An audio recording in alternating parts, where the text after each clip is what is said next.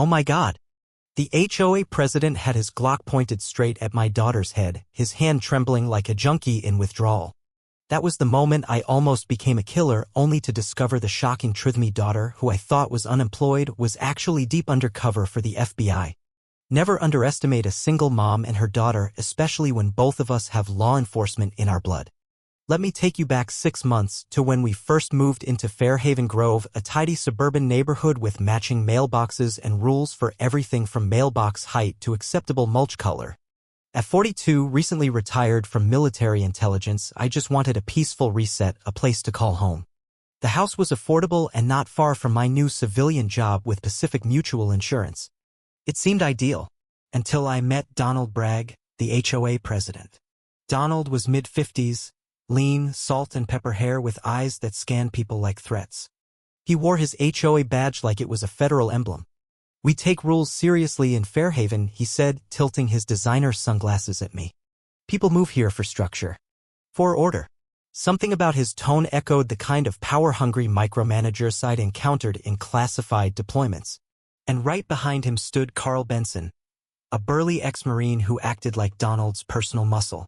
Carl never spoke much, but his presence was loud, arms crossed, expression flat, and a glare that could cut glass. The rest of the board seemed more like window dressing than decision-makers. They nodded, took notes, but never opposed anything Donald said. It felt less like a democratic HOA and more like a miniature regime. At first, I thought I could keep my head down. After all, I dealt with far worse than nosy HOA tyrants. My daughter, Kelsey, arrived 3 weeks later. 24, brilliant, summa cum laude in criminal justice and data analysis. She claimed to be between jobs and working remotely for a small tech firm. But the odd hours, bruises she blamed on kickboxing, and hushed phone calls behind running showers told me something was off. Her movements were too calculated, her glances too quick. It was like watching a mirror of myself from my early intelligence days. I tried not to pry. She was an adult. Still, when I stumbled across a burner phone and a coded notebook in her drawer, alarm bells rang. Around the same time, I started getting HOA fines: $100 for leaving the recycling bin out past noon, $200 for planting flowers that had been there since I bought the place. All cash or money order only. No digital receipts. That was the first real clue. The fines were just the tip of the iceberg. Donald and Carl had something far deeper going on. Security cameras pointed at residents but not at entry points. Community projects that were funded but never built. It was all too neat, too controlled. My neighbor, Rosa Delgado, an accountant and single mom like me, was the first to confirm my suspicions. She had a spreadsheet dating back years, showing wild inconsistencies between funds collected and visible improvements.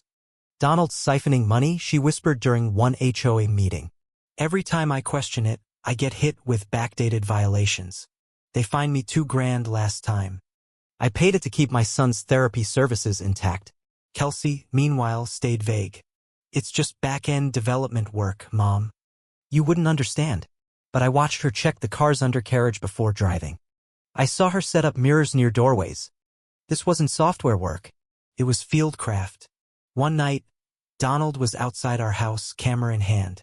When I confronted him, he muttered something about documenting violations. The next morning, another fine: $300 for grass too long. That's when I started digging. Donald's record as a former county cop ended abruptly 6 years ago, sealed in a quiet settlement involving allegations of excessive force. He moved into Fairhaven, became president of the HOA in under a year, and rates skyrocketed. Carl, his enforcer, had been dishonorably discharged from the military for assault during a foreign deployment. Now he was head of HOA security, a position created just for him. As my investigation deepened, I learned Fairhaven wasn't alone. Several nearby neighborhoods had eerily similar HOA hassled by ex-cops or vets with checkered pasts, suspiciously high fees, and oddly detailed surveillance systems. All managed by the same property group, Greenfield Asset Management. A name that, when followed far enough, disappeared into offshore accounts and shell companies. Then came the night Kelsey returned late and Donald intercepted her in the driveway. He questioned her like a detective, demanding to know where she'd been. She stayed calm but cold. I watched from the window, barely stopping myself from storming outside. When she came in, her first words were, "We can't talk here." We found a bug in the living room the next morning. That night, our power cut out. In the pitch dark, someone tried to force the back door. Kelsey handed me a tactical flashlight and moved with the smooth, silent precision of a trained operative. When the man broke in, Ray Collins, one of Donald's lackeys from the HOA board, Kelsey recorded him admitting that Donald sent him to check security. She turned the recording over to Detective Alan Porter, a contact she trusted.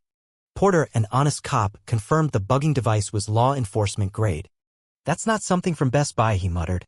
"Donald still thinks he's above the law." Kelsey finally confessed.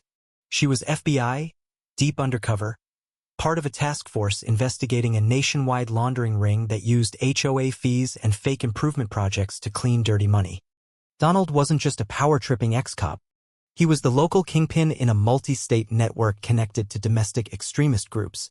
Her colleague, David Tranaman, I knew as our sharp-suited neighbor who grilled on weekends, was another agent. Together, they were closing in. But they lacked direct proof tying Donald to the higher-ups. Kelsey needed leverage. A weak link. And we found one in the HOA's accountant, Robert. Under pressure, Robert confessed the whole thing. Shell companies, false contractors, staged meetings. And the clincher? A quarterly face-to-face between Donald and a regional director of the organization. That meeting was Friday. We set up surveillance. Kelsey entered the HOA office under the guise of submitting paperwork. I watched from across the street. Then Donald showed up early, caught her planting the recording device. I watched in horror as he drew his gun, forced her to kneel, barking into a burner phone. Carl arrived. Then the regional director, a cold man named Marcus Hale. He glanced at Kelsey and ordered Donald to deal with it permanently. I breached the office through the maintenance door, yelled, "Federal agents." Donald froze. Kelsey moved like lightning, disarmed him, and hit her emergency beacon. FBI agents swarmed in within seconds. Marcus tried to flee, but Tran tackled him outside. The takedown was over in less than a minute. That morning, FBI teams raided homes across Fairhaven. Residents stared in disbelief as agents hauled away documents, computers, and hard drives. The HOA was exposed as a front for laundering millions annually through inflated fines and fake upgrades. Over 20 neighborhoods across 4 states were involved. Donald was charged with money laundering, conspiracy, wire fraud, illegal surveillance, and attempted murder. He got 28 years. Carl took a plea deal. Marcus's capture led to the unraveling of the entire operation.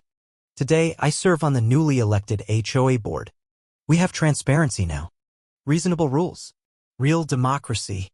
Kelsey got promoted out of fieldwork. Our relationship's stronger than ever. I can never look at a neighborhood the same way again. Not after Fairhaven. Because the real lesson? Criminals don't always look like gangsters in alleyways. Sometimes they wear khakis, hold clipboards, and run HOA meetings with fake smiles. And if they point a gun at my daughter again, they better pray I'm not within arm's reach. We didn't just survive. We took down an empire.